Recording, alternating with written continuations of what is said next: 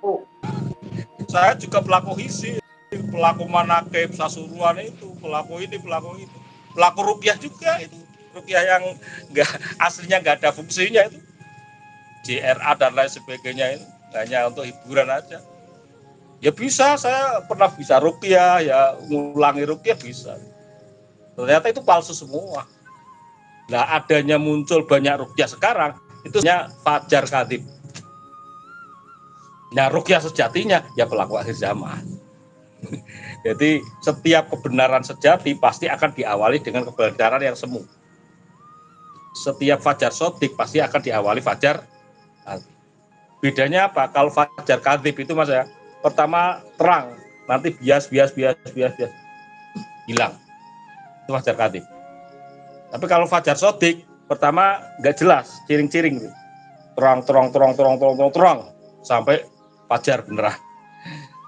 Ya, so, kalau kita ketemu dengan orang yang ngakunya bisa ini, supranatural bisa ini, ngakunya Imam Mahdi, Satrio Paning, lihat aja ikuti. Nanti kan bias palsu.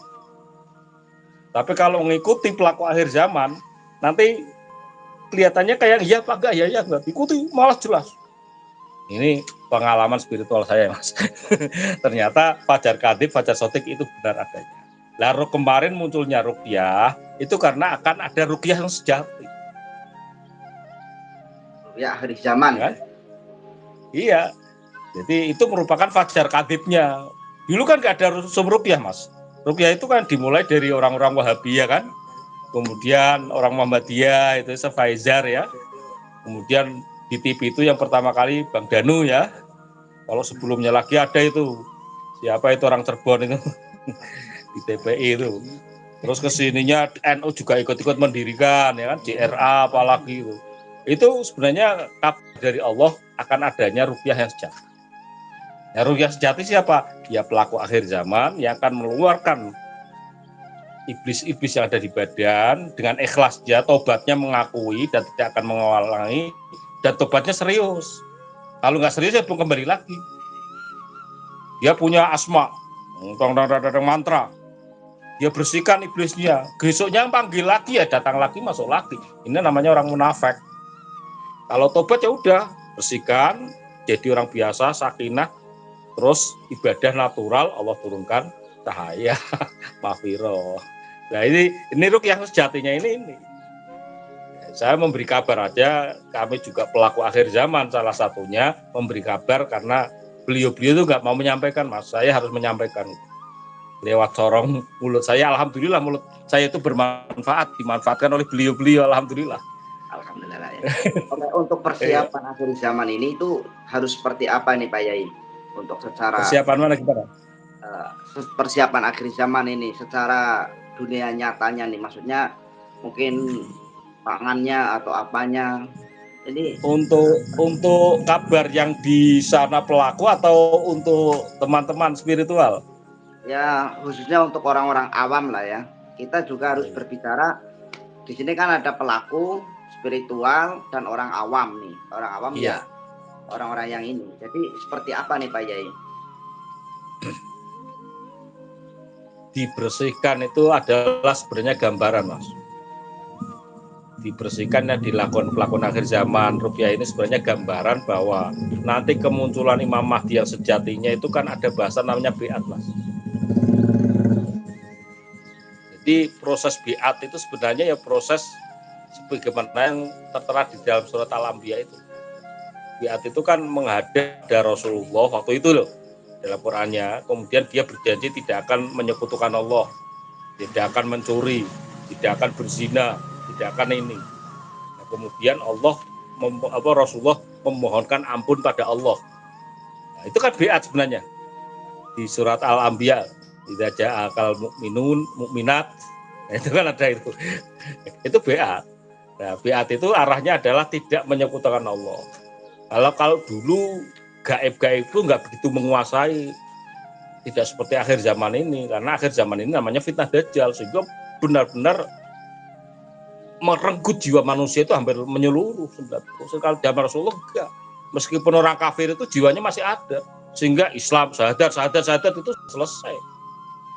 Kalau sekarang masanya masa Dajjal, semuanya fitnah Dajjal itu mengaruhi. Ya kalau nggak dibiatkan, nggak dibersihkan itu nggak bisa. Lepas sendiri juga nggak bisa.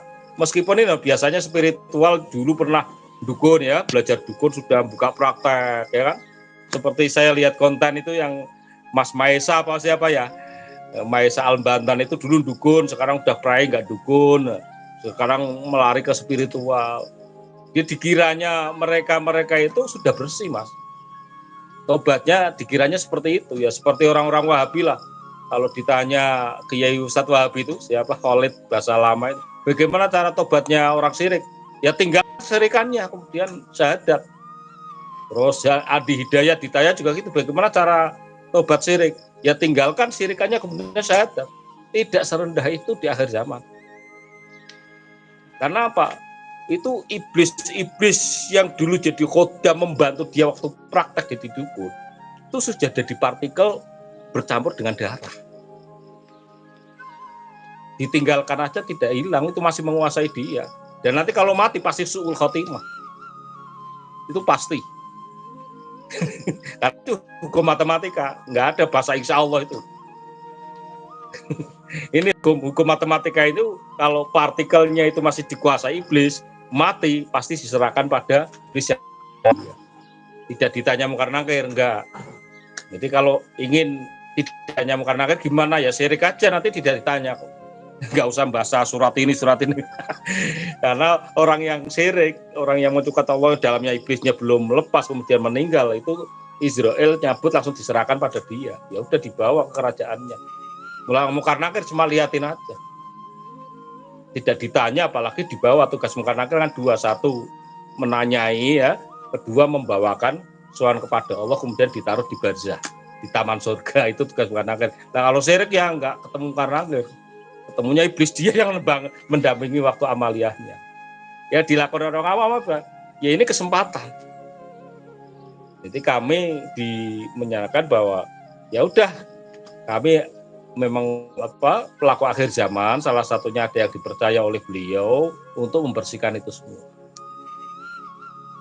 Sedosa sebesar apapun gitu. Karena memang gaib sudah tahu dengan kita. Dengan pelaku akhir zaman sudah tahu, jadi nggak akan ada tarung seperti siapa nih Setina Ampuy itu, nggak ada itu tarung. Tarung itu kan dukun, Mas. Karena pada dalamnya nar ketemu nar ya tarung. Kalau kita itu semuanya ada nur dalamnya. Sehingga ada nur yang aslinya, mulanya dikatakan ahli cahaya itu loh. Nur sudah didampingi oleh gaib-gaib yang leluhur, membersihkan ya, itu gaib negatif ya keluar aja, sudah pergi, nggak ada pertarungan. 5 menit selesai, 5 menit selesai, 10 menit selesai. Ya udah tobat, langsung penyambil, masukkan, tobat, jangan ulangi. Kalau diulangi, udah berarti dia lepas. Dan tidak, kalau diulangi lagi pasti tidak mau ketemu dengan kita. Ya udah, dia bagiannya iblis memang, munafik memang. Amanu tuma kafaru tuma amanu tuma kafar. Dan orang-orang yang sukmanya nggak ada karena perilaku keilmuan tadi, itu dikatakan wah itu orang kafir, Mas. Walladzina kafaru auliya'uhumut taghut. Orang-orang kafir adalah orang yang dadanya dikuasai oleh iblis, sehingga cahayanya dikeluarkan, dimasukkan ke gelapan. Tapi ya itu kan bahasa Allah, terserah.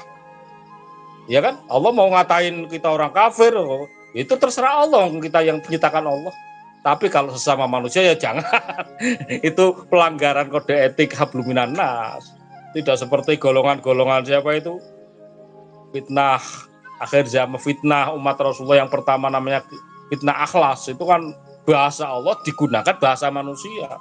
Akhirnya yang tidak termasuk golongan dia kafir semua, darahnya halal, ya rusak lah. Itulah orang ISIS ke sana itu kan gitu. Termasuk orang yang membunuh Sayyidina Ali, yang membunuh Sayyidina Utsman. Itu kan awal kali fitnah itu orang yang benar sendiri, bahasa Allah digunakan bahasa manusia, akhirnya mengkafirkan. Kafir. Itu bahasa Allah. Alla walladzina kafaru auliya'uhumut taghut. Jadi kalau pakai bahasa Allah ngeri, Mas. Bahwa orang yang sukmanya nggak ada itu orang kafir. Mati su'ul khotimah. Ibadahnya nggak diterima, sholatnya nggak diterima. Hajinya nggak diterima, puasanya nggak diterima. Lah orang kafir Nah, gimana tobatnya? Tobatnya dibersihkan dulu, kemudian dimasukkan, nah baru nyambung. Laqad khalaqnal insana fi ahsani taqwim. Awalnya manusia itu mah.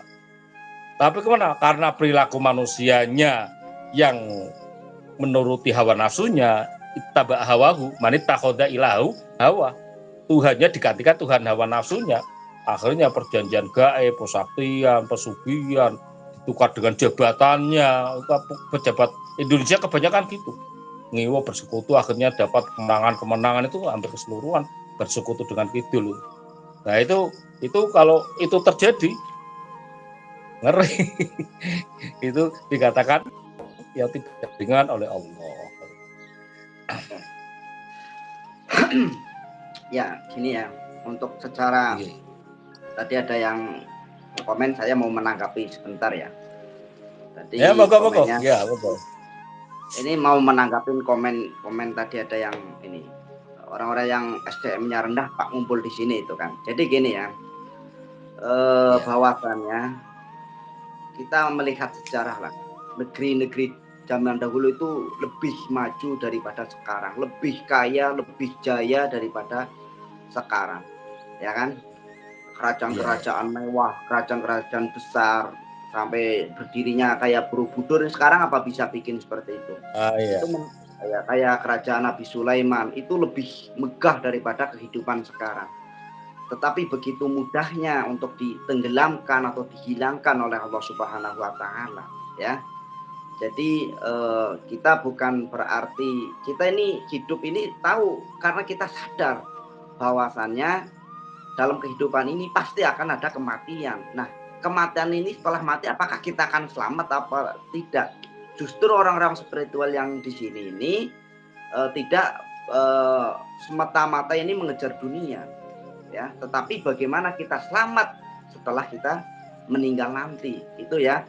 Jangan segala sesuatu itu diukur dengan materi. Kita juga punya materi ya, bukan berarti doang gitu loh.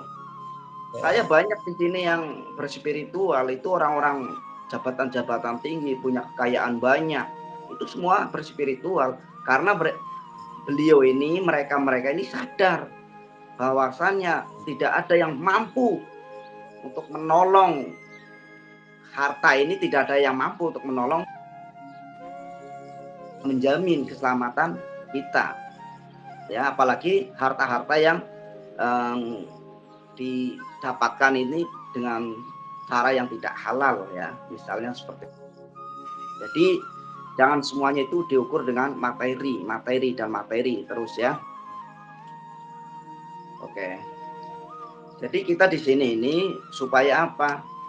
Walaupun dunianya maju ya, kita melihat negara-negara lain aja lah. Jepang itu kemarin itu, bagaimana itu SDM-nya tinggi itu, mampu tetapi tidak mampu untuk mencegah suatu bencana yang diturunkan oleh Allah Subhanahu wa taala sehingga porak-poranda. Ya. Jadi disinilah kalau memang umat Nusantara ini dicintai, disayangi oleh Allah, tentunya itu pasti akan dijaga dari hal-hal yang tidak diinginkan dan pasti akan diberikan kelebihan oleh Allah Subhanahu wa taala, yaitu yang sudah dijanjikan menjadi Indonesia yang loh jinawi. Kan seperti itu nih. Tujuannya ke situ juga nih, tetapi kita melalui cara spiritual, secara kebatinan, mendekat kepada Allah Subhanahu wa taala dengan jalur langit, jalur doa itu loh. Ya. Itu. Jadi semuanya itu tidak bisa untuk diukur secara materi. Itu. Ini untuk menanggapi tadi yang sok ini ya, SDM-nya tinggi. Saya juga pendidikan tinggi ya. Ini semuanya itu banyak lah kuliah-kuliahan S1, S2. Saya kenal doktor, kenal dosen ya berspiritual semua. Jadi saya tidak tidak aneh dengan orang-orang jabatan tinggi, tidak aneh kalau saya.